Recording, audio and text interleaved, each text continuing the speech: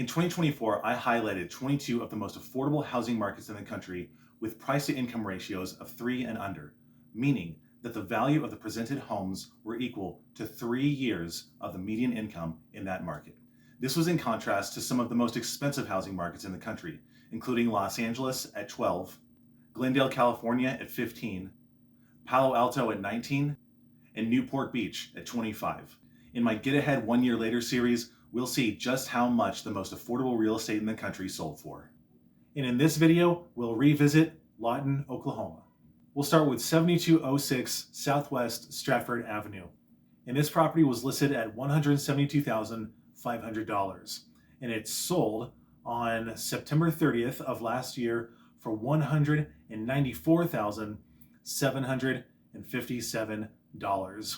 That's $22,257 over asking, which is, I would say, probably a pretty healthy rate of appreciation in the Lawton market. This is a really nice property, and it looks like they held on to it for quite a few years, so it experienced some good appreciation. And I think that was probably the right price for this property to sell at.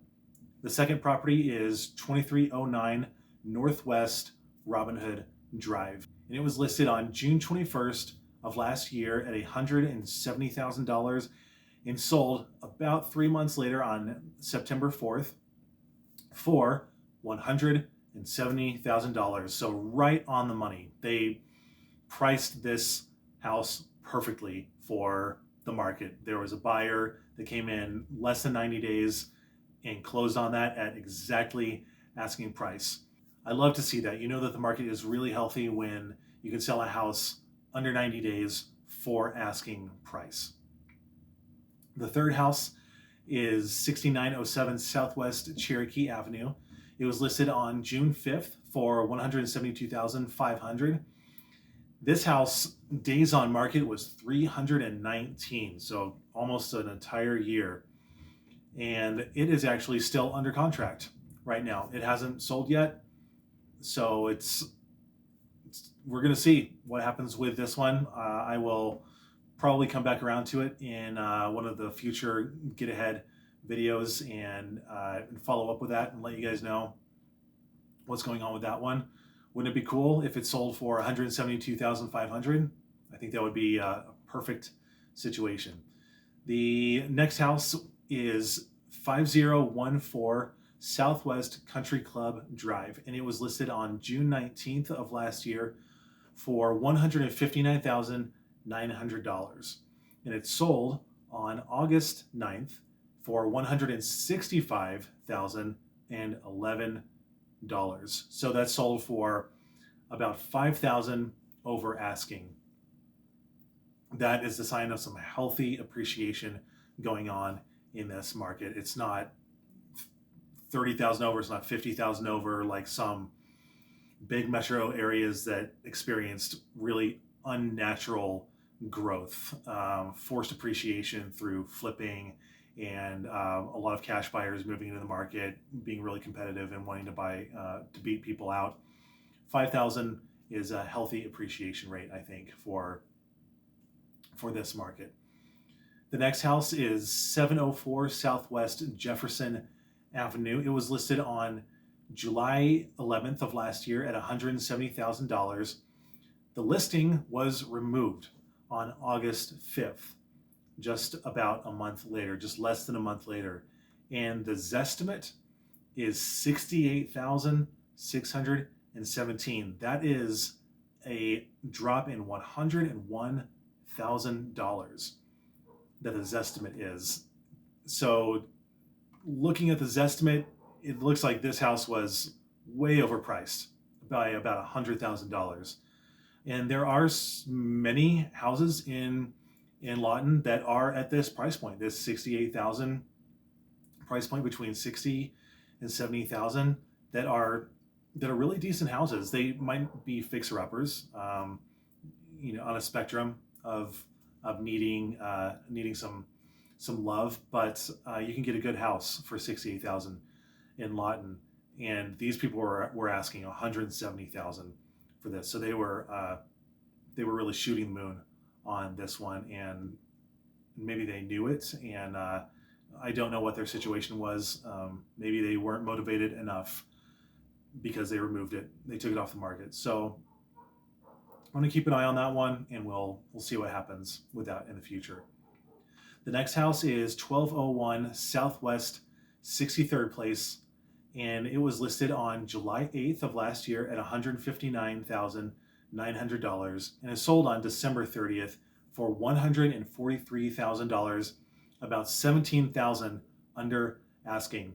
And so what I'm thinking is that it was around December of last year when inflation really started to take hold, and we all started to feel the effects of inflation. I'm wondering if the previous owner might have refinanced this house and gotten themselves into a payment that was more than they can afford. Maybe they lost a job or they had some other bills and they couldn't afford the mortgage anymore, which is what's happening all over the country right now, especially with Airbnbs. You can go on to many different real estate YouTube channels, and they're talking about how Airbnbs in Florida, Arizona, Texas, New York, California, they're just dropping like flies because the owners, they didn't do the pro formas right. They took out mortgage payment and banking on the fact that they could rent out their Airbnb every single night at a pandemic era rate, which doesn't exist anymore because people don't have the money. The money has run out. The well has run dry. There is no more free money. Layoffs are happening. People don't have the incomes or the COVID money, so they're not traveling as much. And those are the customers for all of these Airbnbs that are now failing and they're having to sell. So this may have been one of those. I don't know, but just with the current economic environment that we're in, I'm wondering if they may have refinanced their house and gotten themselves into too big of a payment and they had to sell. I don't know, but it's interesting to think about why they wanted to sell this house. And the last house is 1608 Southeast Indiana Avenue. And this house was listed on June 9th for $130,000, and it sold on September 12th, just a little over 3 months later, for $100,000, $30,000 under asking.